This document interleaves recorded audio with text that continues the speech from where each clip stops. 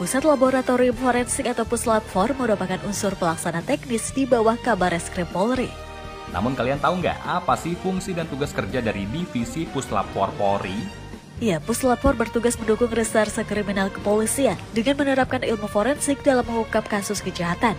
Setidaknya ada 3 fungsi kerja dari Puslab-For Polri, di antaranya pemeriksaan tempat kejadian perkara dan barang bukti, pengembangan sumber daya laboratorium forensik, dan terakhir adalah pembinaan serta pelayanan lab forensik bagi masyarakat.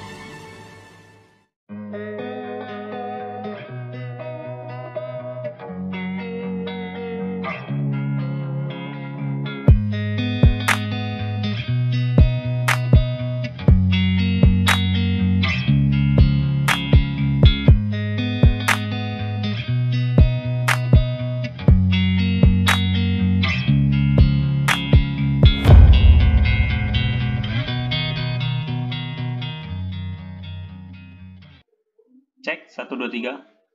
Halo, Assalamualaikum warahmatullahi wabarakatuh.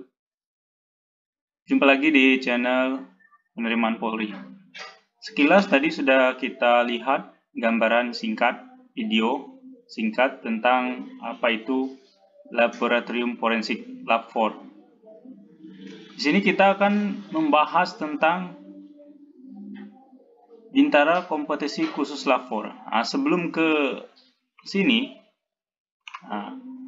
saya akan menjelaskan sedikit apa itu Lab4.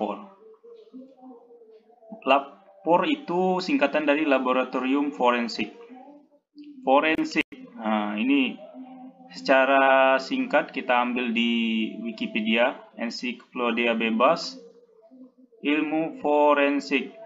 Forensik berasal dari bahasa Latin, forensis, yang berarti dari luar, dan serumpun dengan kata forum, yang berarti tempat umum. Jadi, forensik adalah bidang ilmu pengetahuan yang digunakan untuk membantu proses penegakan keadilan. Nah, di sini kita garis bawahi proses penegakan keadilan. Itu kenapa forensik ini, Lab4 ini ada di bawah Mabes Polri.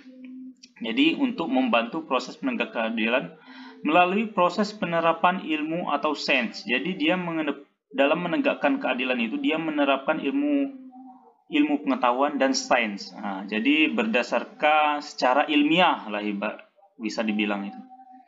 Dalam kelompok ilmu-ilmu forensik ini dikenal antara lain ilmu fisika forensik. Ada ilmu fisika ini ahli fisika, ilmu kimia forensik ini ahli kimia, ilmu psikologi forensik ini ahli psikologi, ilmu kedokteran forensik. Nah, ini kedokteran forensik ini bisa dalam hal seperti autopsi, kayak gitu. Nah, itu. Kalau yang kimia ini yang seperti keracunan, kayak gitu. Kasus-kasus keracunan, pembunuhan karena keracunan. Jadi racun apa yang dipakai ini kimia. Kalau ilmu kedokteran forensik ini ilmu toksikologi forensik. Nah, ini toksi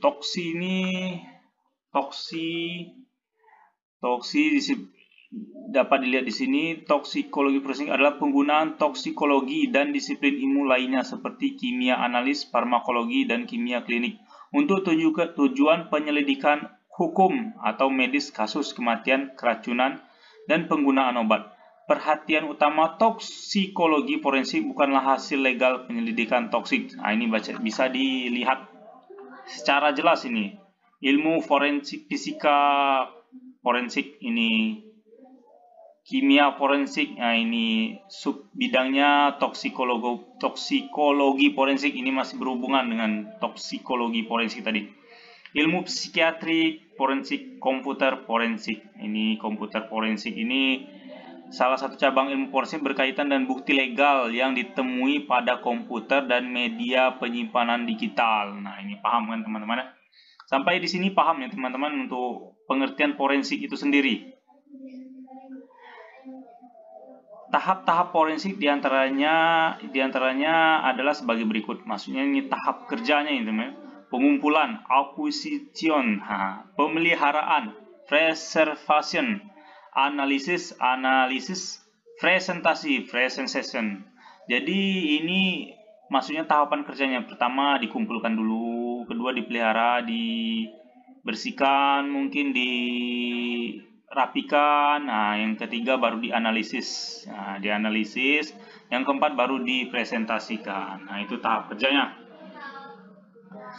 Jadi itu secara umum pengertian ilmu forensik. Nah, apa itu forensik? Jadi sekarang kita ke secara LAV4. Nah, LAV4, PUSLAV4. Jadi secara garis besar, PUSLAV4 itu di bawah Bareskrim Polri. Di bawah Bareskrim Polri, ini ada di bawah Dittipid Narkoba. Nah, ini di bawah, tidak, ini PUSLAV4 ini tersendiri teman-teman, langsung di bawah Bareskrim Polri. Jadi PUSLAV4 ini langsung bertanggung jawab pada Bareskrim, Kabareskrim bintang 3 ini. Nah, Kabareskrim bertanggung jawab langsung pada Kapolri bintang 4. Jadi secara struktur di Kepolisian Negara Republik Indonesia, PUSLAV4, Pusat Laboratorium Forensik itu di bawah Bareskrim, Badan Reserse Kriminal. Nah, ini Badan Reserse Kriminal, PUSLAV4. Itu secara struktur. Oke, kita kembali ke Bintara Kompetisi Khusus. Nah, di tahun ini Kepolisian Negara Republik Indonesia itu menerima rekrutmen atau menerima Bintara Kompetisi Khusus itu LAV4. LAV4 ini diambil dari minimal berijazah SMK, teman-teman. Artinya bisa juga berijazah S1, bisa juga berijazah S2 atau D3, D4 kalau ada teman-teman. Nah, ini bisa. Ini minimal teman-teman ya, minimal SMK. Jadi maksimalnya bisa D3, D4, S1, S2, S3 teman-teman. Bisa teman-teman. Lalu ada yang S2 atau S3 yang biasanya S2, S3 sudah tidak mau lagi ikut teman-teman. Jadi di sini S1 mungkin paling tinggi teman-teman. Batasnya S1, sarjana serata 1. Jadi ini minimal SMK teman-teman. Nah, jurusan yang diambil itu, ini kita masih khusus membahas Bintara Kompetisi Khusus LAV4 karena tahun ini Polri, Kepolisian Negara Republik Indonesia merekrut Bintara Kompetisi Khusus LAV4. Nah, jadi khusus untuk laboratorium forensik. Nah, di sini kita dapat melihat ada 3 jurusan yang diambil oleh Kepolisian Negara Republik Indonesia. Yang pertama itu jurusan kimia, analis kimia atau analis kimia. Ini sudah jelaskan tadi dalam pengertian forensik itu sendiri, ini adalah salah satu cabang ilmu kimia forensik. Nah, ini adalah salah satu cabang. Nah, yang ini tadi kan tidak ada kita melihat cabang itu. Di dalam PUSLAV4 itu ada banyak bidangnya, teman-teman.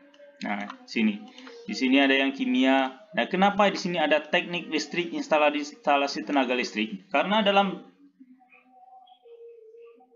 seperti contoh ini kita contohkan teman-teman ya. Kita contohkan kayak seperti halnya terjadi kebakaran. Nah, kebakaran pada suatu gedung, instansi pemerintah atau rumah masyarakat atau yang mencurigai adanya tindak pidana. Nah, ini kita membutuhkan ahli teknik listrik atau instalasi tenaga listrik. Apakah di situ terdapat tindak pidana sehingga menyebabkan terjadinya kebakaran, seperti terjadinya konsleting listrik karena ada hubungan arus pendek atau karena ada tindakan pencurian arus listrik yang dilakukan oleh rumah tersebut. Nah, jadi di situ kita lihat, disitulah fungsinya forensik teman-teman, untuk mencari, menganalisis tadi, mengumpulkan, memelihara dan menganalisa. Nah, itulah tahapan kerjanya.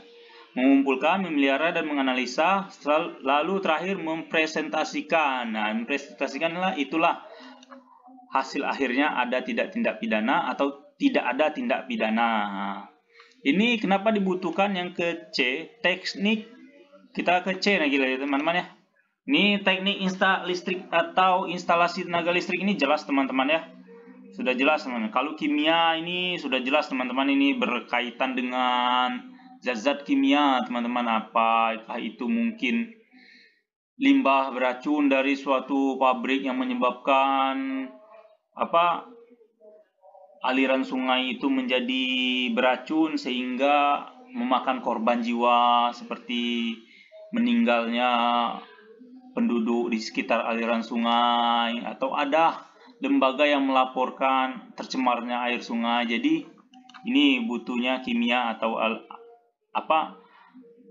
ahli kimia atau analis kimia ini teman-teman. Nah, di situ. Jadi jelas teman-teman, sampai A B jelas teman-teman ya. Itu kenapa Polri membutuhkan ini bintara yang berkompeten di bidang kimia, analis kimia, teknik listrik atau instalasi tenaga listrik. Nah, sampai di sini paham teman-teman? Nah, yang ketiga, yang C, ini teknik konstruksi bangunan.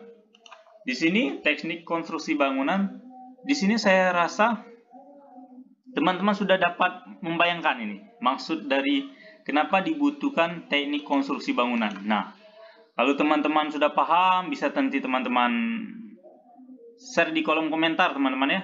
Apa itu maksud teknik konstruksi bangunan? Nah, tapi di sini saya pun akan menjelaskan. Di sini maksudnya teknik konstruksi bangunan dibutuhkan jurusan ini karena seperti misalnya ada kasus robohnya suatu gedung atau robohnya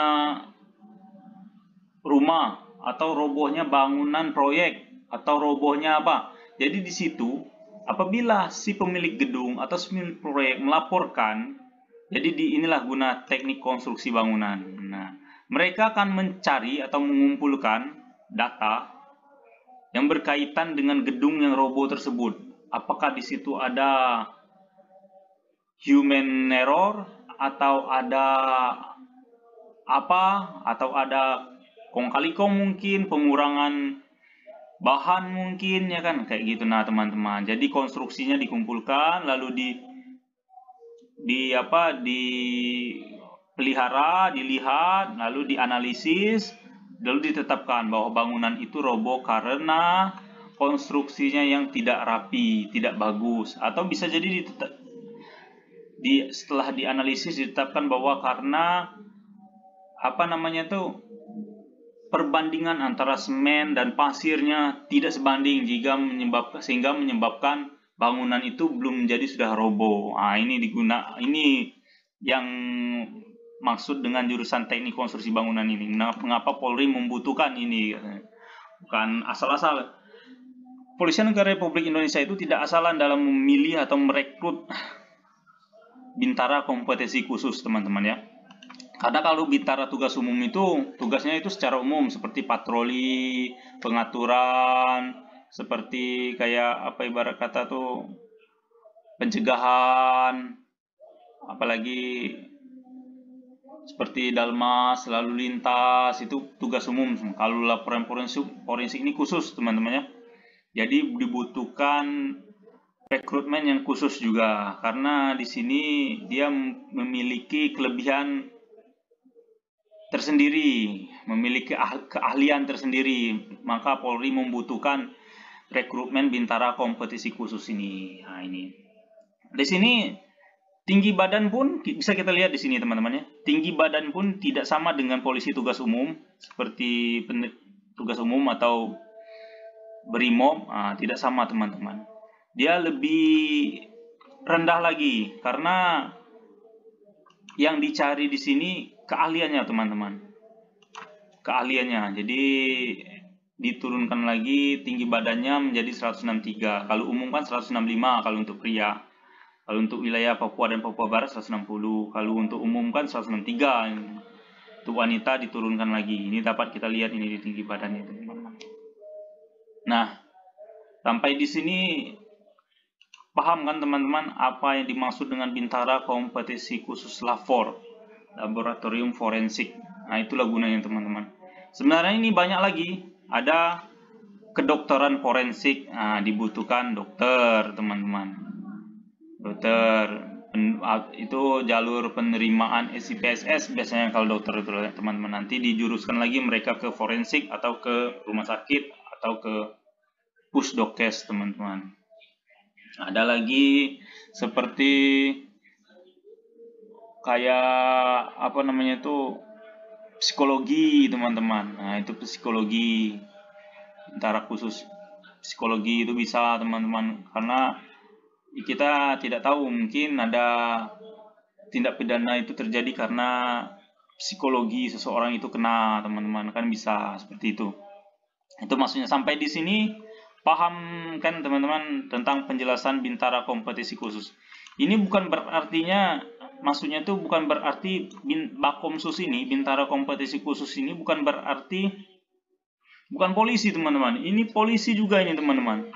Nanti kalian bakal pendidikan di SPN di tempat yang sama. Nanti setelah lulus dari pendidikan kalian bakal ditempatkan langsung ke yang bintara kompetisi khusus lapor ke lapor, yang logistik ke logistik, yang tenaga kesehatan langsung ke tenaga kesehatan, ke pusdokes langsung ditempatkan.